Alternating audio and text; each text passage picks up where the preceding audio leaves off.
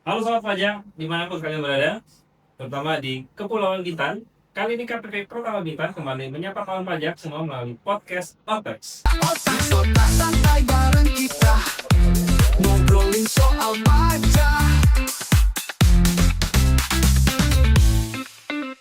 OPEX.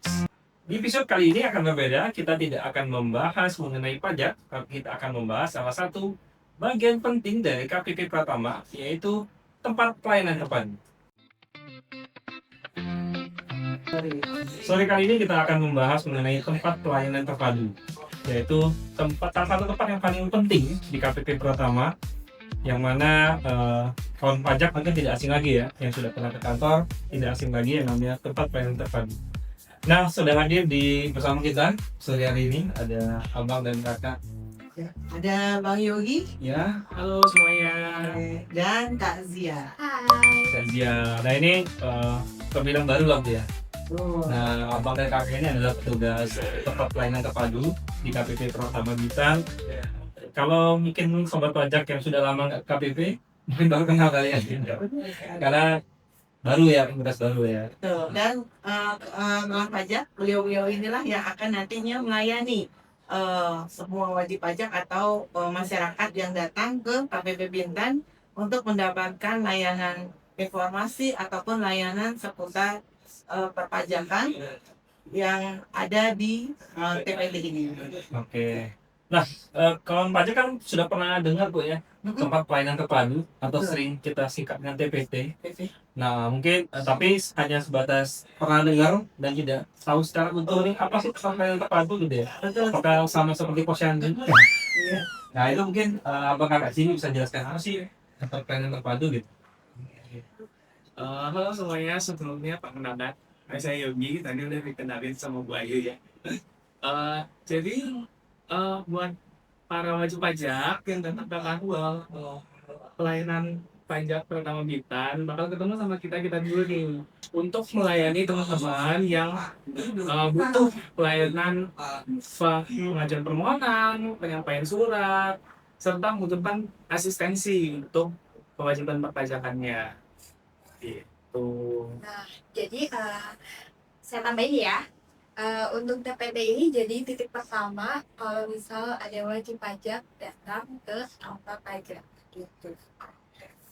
Berarti ini ya, ini adalah istilahnya adalah wajah dari kantor pajak Pratama Bintan ya. Iya. Betul sekali. Berarti disinilah nanti pertama kali wajib pajak akan melihat bagaimana KPP Pratama Bintan itu seperti apa layanannya.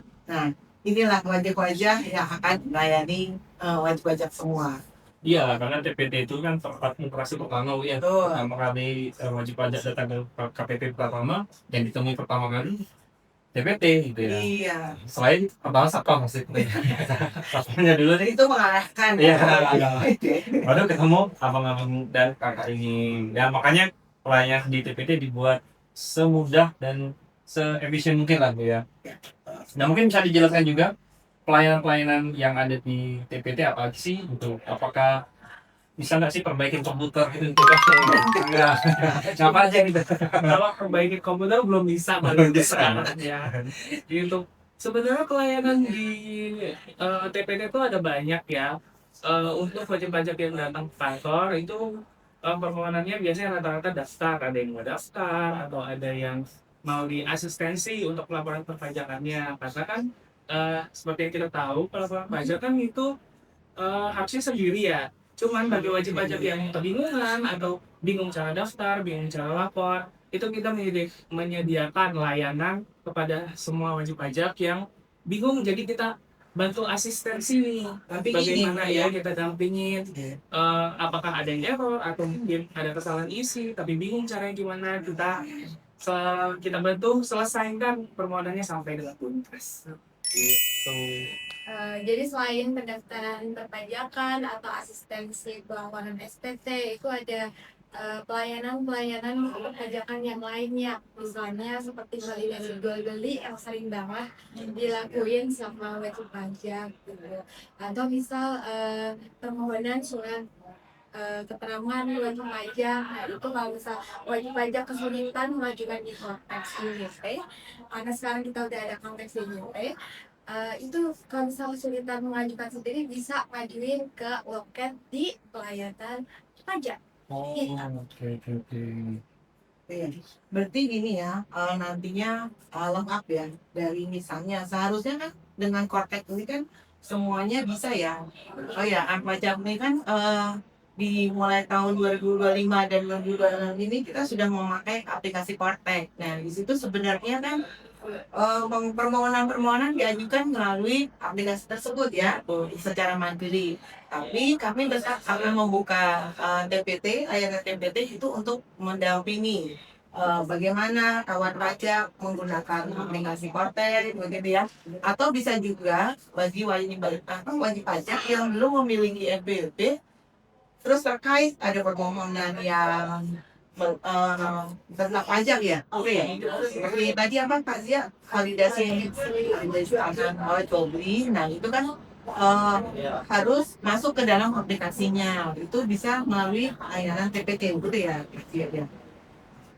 Jadi sebenarnya untuk aplikasi Kotek sendiri udah oke nih, Pak. Iya. Semuanya bisa di Kotek ya. Jadi ya kalau mau daftar seperti tidak harus ke kantor atau EPT, tapi ya karena keberagaman pajak kita ya.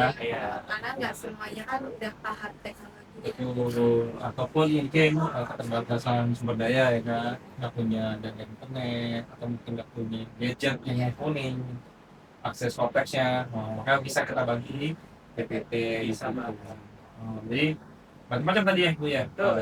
Asistensi SPT, pelaporan SPT bisa dibantu sekali. permohonan perpajakan lainnya ya kan ya. Terus ada juga layanan mandiri ya. Layanan mandiri itu seperti apa tuh? Layanan mandiri itu sebenarnya udah kita sediakan dari lama, sebelum ada konteks juga layanan mandiri udah ada. Oke deh. Gitu. Apa Jadi itu layanan mandiri? bagi wajib pajak yang datang ke kantor mungkin seperti mau buat billing atau mau lapor SPT, tapi kayaknya antriannya lama nih. Sebenarnya saya bisa, cuman saya nggak punya alatnya. Kita sediakan layanan mandiri supaya wajib pajak bisa melakukan kewajiban perpajakannya secara mandiri. Jadi self service lah ya. Self service. Ada komputer sendiri, Betul. wajib pajak bisa pakai gitu. Alatnya udah ada, tinggal Udah ada. pakai aja. Sebenarnya itu dari dulu juga ada enggak? Dari dulu udah. Jadi bisa kita katakan TPT itu one stop service lah ya. Jadi semuanya ada di situ. Jadi wajib pajak nggak perlu pindah-pindah nih. Misalnya dia mau tadi validasi ke sini, terus mau tadi ke sini, pindah-pindah nggak? Enggak, Karena one stop service tadi ya. tetap kita bisa datang ke wakil TPT yang mana aja, boleh ke saya, boleh ke Kazia. Atau boleh ke Iya. penyuluh. Atau mau ketemu penyuluh. Iya, mau penyuluh.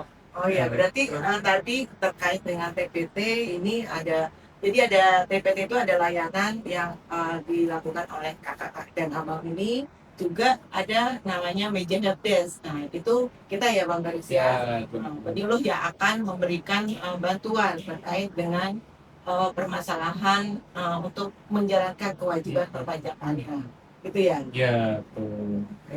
Nah, jadi kalau misalnya tadi kan banyak banget ini ya layanannya. Kalau misalnya mau kita bagi nih di TPN itu ada berapa area sih? Kalau di TPT sendiri itu ada 5 area ya. Pertama tuh area tunggu, itu area tempat menunggu wajib pajak. Misal loketnya sedang ada wajib pajak semua, jadi kemudian ada layanan mandiri. Nah ini layanan yang tadi sudah dibahas, yaitu layanan mandiri itu untuk layanan self service oleh wajib pajak sendiri. Nah yang ketiga itu ada area helpdesk. Nah area helpdesk ini sama kakak penyuluh. Kakak ada. Terus boleh dilanjutkan Bang Jody? Sudah lengkap nih sebenarnya. Selain dari semua fasilitas yang udah disebutkan, pasti kita udah nyediain juga seperti area pendukung lainnya ya untuk membantu wajib pajak, seperti area prioritas. Terus ada kursi roda juga bagi wajib pajak yang datang dengan kebutuhan disabilitas atau kebutuhan khusus. Ada coffee corner juga yang untuk memenuhi kalau misalnya yang lagi nunggu nih haus gitu. Jadi bisa minum dulu Ngopi atau dulu ya. ngopi Kalau dulu. antrean panjang ya. Iya. Atau yang bosan ngapain ya, makan permen dulu gitu. ada Siapa ya. lagi wajib pajak yang bawa anak nih, Oh. ada tempat bermain anak, Oh. jadi anaknya nggak bosan nungguin, "Pak, ayo pulang gitu. Jadi orang tuanya bisa fokus ya. Kita fokus Ya. ngurus pajaknya, anaknya bisa main di tempat lain. Terus kalau misalnya dalam keadaan ramai pun sepertinya layanannya juga akan berbeda ya untuk yang disabilitas dan yang bawa anak kecil. Betul. Jadi gimana? Jadi didahulukan untuk yang disabilitas dan ibu yang sedang bawa anak atau ibu hamil. Ya, takutnya anaknya rewel apa ya? Oke. Jadi bisa dikatakan bahwa setiap area itu punya fungsinya masing-masing lah ya. Nah karena kan di zaman teknologi sekarang ini kan dituntut nih kalau pelayanan gitu cepat, tepat, efisien lah ya. Bagaimana cara kita memberikan pelayanan terbaik untuk wajib pajak? Bagaimana nih komitmen dari KPP Pelabuhan khususnya dalam memberikan pelayanan pada wajib pajak? Kalau kita sih selaku bisa disebut frontliner ya untuk kantor pelayanan pajak Bintan, ya kita berusaha untuk bisa seprofesional mungkin, setransparan mungkin ke wajib pajak dan akuntabel lah. Ya. Dia semua informasi yang kita sampaikan itu benar, tepat. Kalau misalnya kami punya kebingungan atau kegundahan juga nih, ini sebenarnya pemecahan masalahnya seperti apa, kita punya penyuluh yang bakal membantu sigap untuk memecahkan masalah. Pokoknya yang datang itu harus sampai tuntas. Selain itu kita juga terus berinovasi supaya pelayanan yang diberikan itu semakin hari itu semakin lebih baik lagi. Tapi kan kadang ada ya wajib pajak tuh atau masyarakat nih datang sudah membawa permasalahan, lalu mungkin dia juga ada permasalahan selain dengan pajaknya juga permasalahan di rumah, itu kan udah bete banget kali ya. Itu gimana tuh awal sama kakasinya? Kalau dari kita pasti kita berusaha untuk bersikap senetral dan setenang mungkin ya. Karena kita tahu lah kalau orang wajib pajak ya datang ke kantor pajak pasti dengan berbagai masalahnya. Jadi kita berusaha untuk menanyakan ibu bapak ini masalahnya di mana, dirincikan supaya kita bisa menyelesaikannya. Berarti selalu pasti. Masih bisa selalu tersenyum. Jadi ini adalah orang-orang yang paling sabar. KPP adalah orang-orang paling sabar karena apa? Karena mereka harus selalu tersenyum, Siap. gitu kan? Terhadap wajib pajak atau masyarakat yang datang ke KPP Pratama, gitu kan? Bisa jadi bantalan pertama dulu nih. Apa nih? Bantalan pertama dulu Oh, nih iya. kan, lebih aja gitu ya.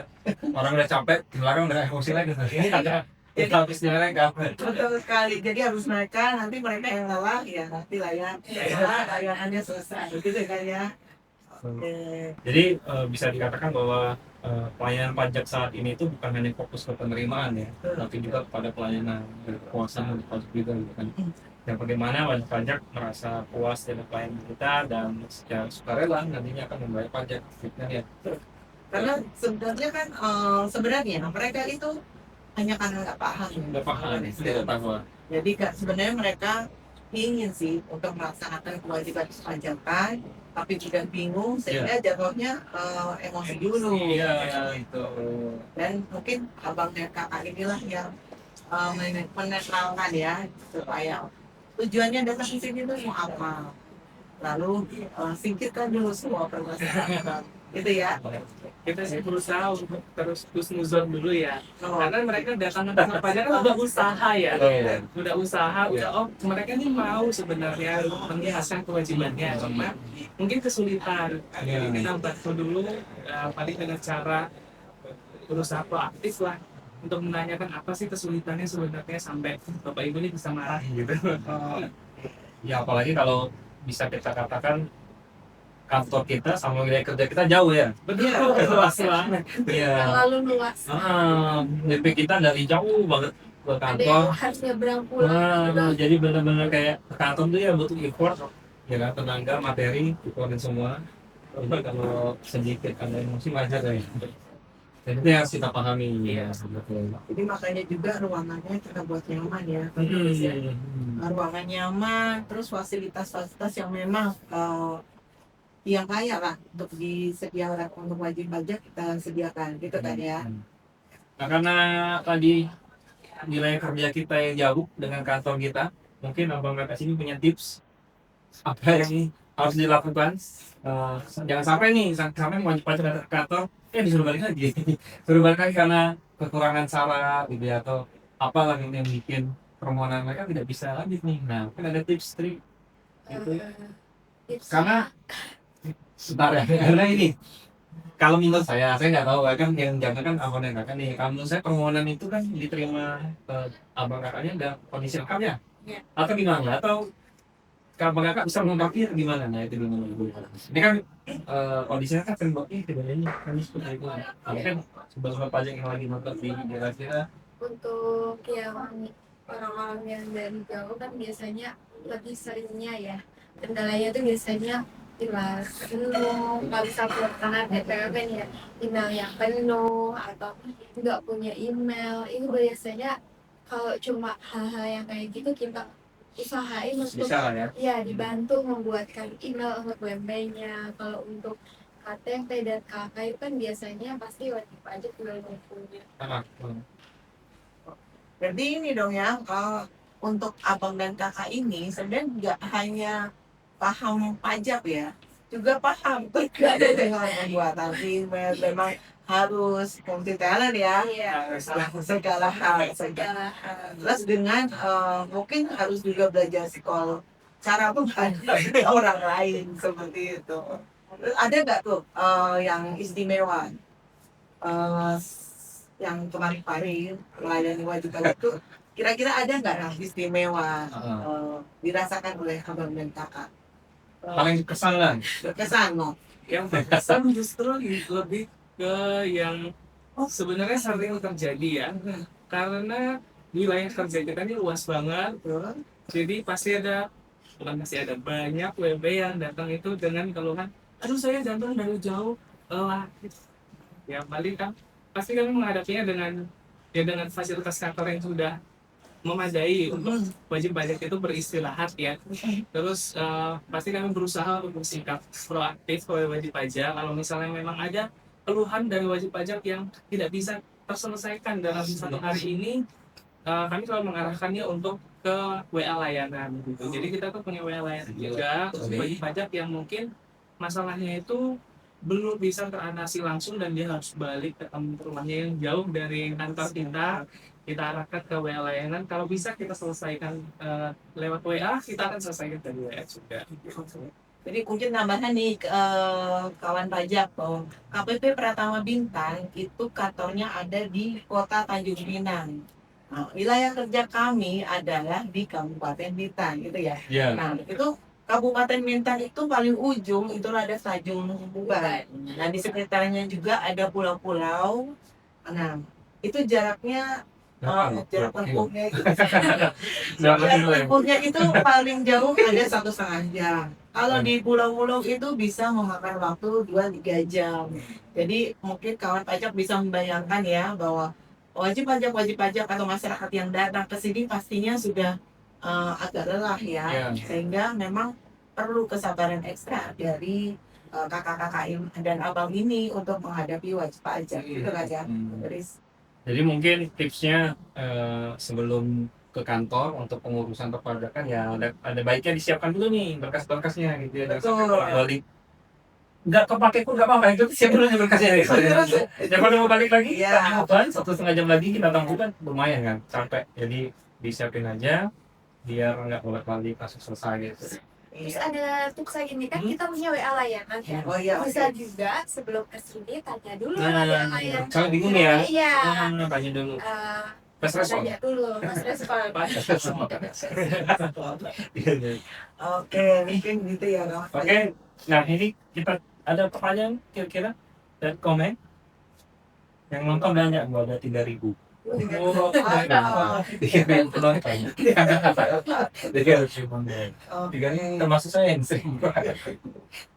Ada pertanyaan operator sambil menunggu. Jadi memang ini ya, apa namanya, di KPP Pratama ini pertama kali wajib pajak datang akan melihat wajah KPP itu adalah di TPT. Nah, dari layanan TPT inilah nantinya misalnya akan memenuhi kewajiban atau pertanyaannya agak sulit, itu bisa ke meja helpdesk. Atau bisa juga karena terkait dengan ada surat cinta AN. Nah, itu di awalnya bisa ke CPT dulu, menanyakan, lalu nanti akan dilanjutkan dengan ke AR-nya. Atau juga misalnya ada ya beberapa juga nanyain terkait yang di luar pajak ya, terkait dengan BBB. Nah, atau pajak motor. pajak motor. Nah, untuk Pajak juga sama. iya pajak. Tapi di KPP Pratama Bintat ini adalah melayani terkait dengan pajak pusat ya. Jadi nanti kawan pajak kalau ternyata udah capek-capek ke sini ternyata bukan tempatnya seperti tadi pajak motor, pajak PBB itu bukan di KPP Pratama.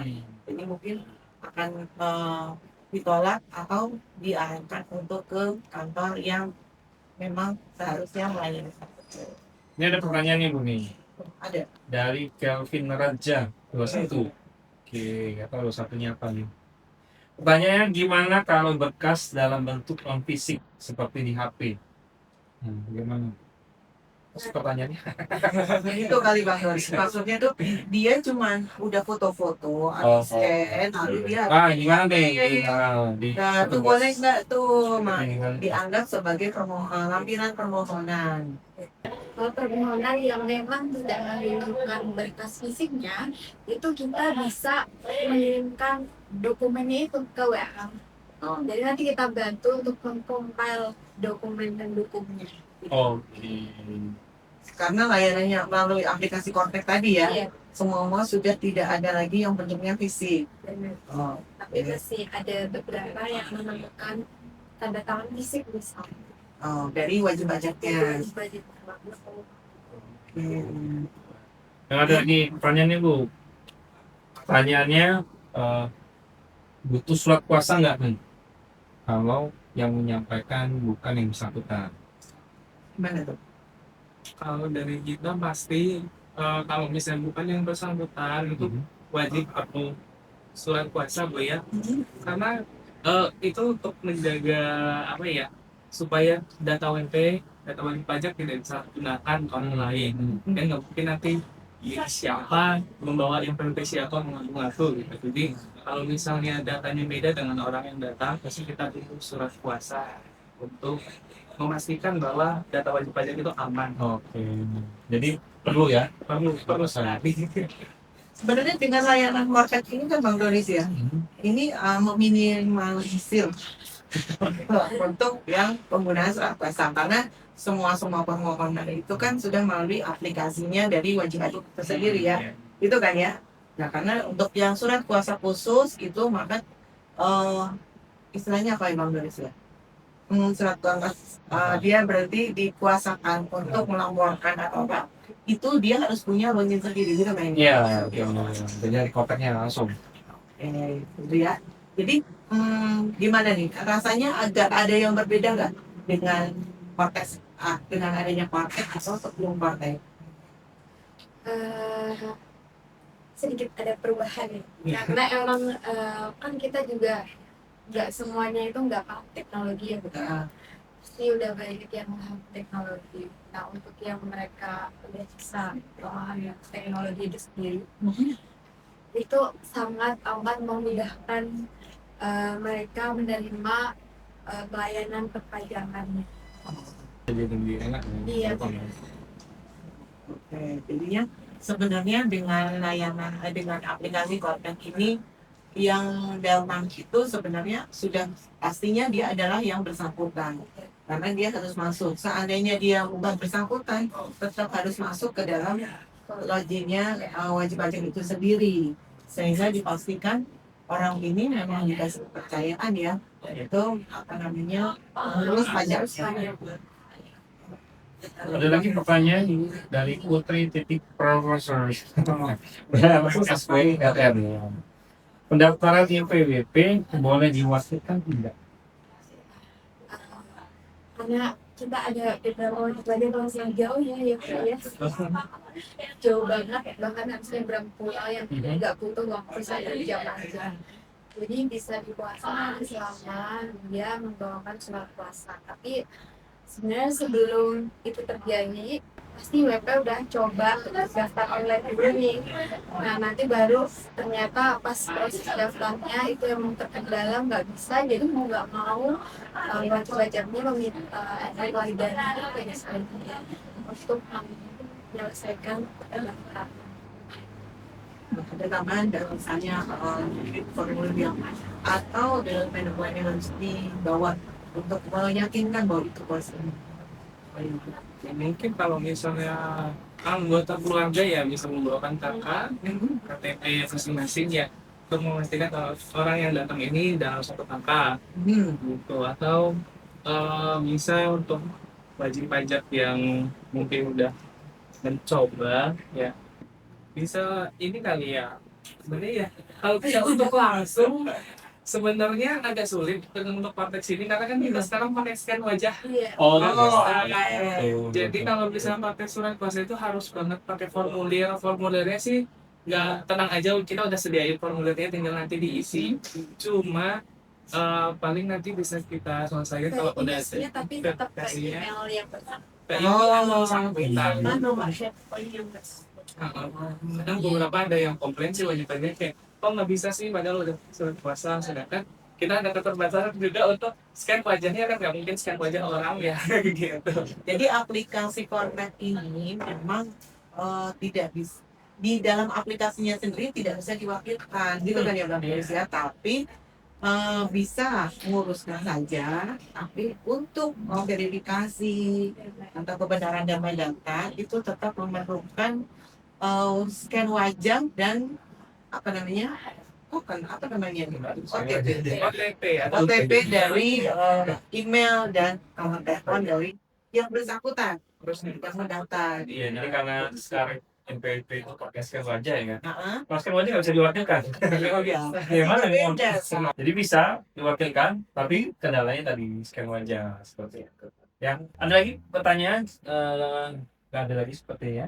Aman? Nggak ada lagi? Oke, kalau nggak ada lagi, mungkin ada tambahan dari abang dan kakak. Pesan-pesan gitu, Ya, pesan pesan-pesan. bolehlah disampaikan. Ya, wajib pajak, surat pajak.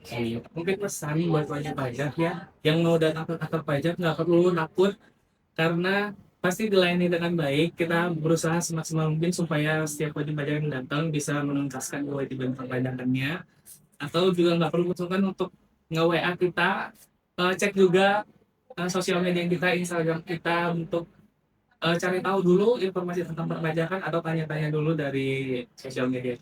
Akan selalu siap melayani wajib pajak yang datang ke negara Kalimantan dengan sepenuh hati supaya bisa menyelesaikan permasalahan wajib pajak. Dan itu sangat membantu sekalian untuk memenuhi kewajibannya sehingga penerimaan pajak juga akan meningkat gitu ya. Baik, terima kasih Abang Yogi, Kak Fauzian sudah memberikan penjelasan yang sangat bermanfaat bagi sobat pajak. Jadi sobat pajak sekarang sudah cukup tahu lah ya mengenai fungsi dari salah satu bagian dari kantor pelayanan pajak pertama, yaitu tempat pelayanan terpadu, di mana bagian ini adalah memberikan pelayanan yang tentu saja mudah, gampang, efisien, tapi perlu digarisbawahi jangan dimudah-mudahkan gitu kan ya. Abang kakak ini tetap memberikan kemudahan tapi dalam koridor peraturan gitu, jadi tidak boleh melanggar peraturan, tetap ada hal-hal yang membatasi gitu. Mungkin kawan pajak juga sudah tahu bahwa kelangsungan dari pembiayaan dari negara ini terbesar dibiayakan oleh pajak. Betul. Karena pajak kuat Indonesia maju. Sekian podcast kita pada kesempatan kali ini. Semoga kawan pajak mendapatkan manfaat dari tayangan ini. Bisa klik like, subscribe, dan komen. Mungkin kita mau bahas apa di kesempatan lain kalinya. Saya akhiri. Wassalamualaikum warahmatullahi wabarakatuh. Pajak tumbuh, Indonesia tangguh. Bye. Bye.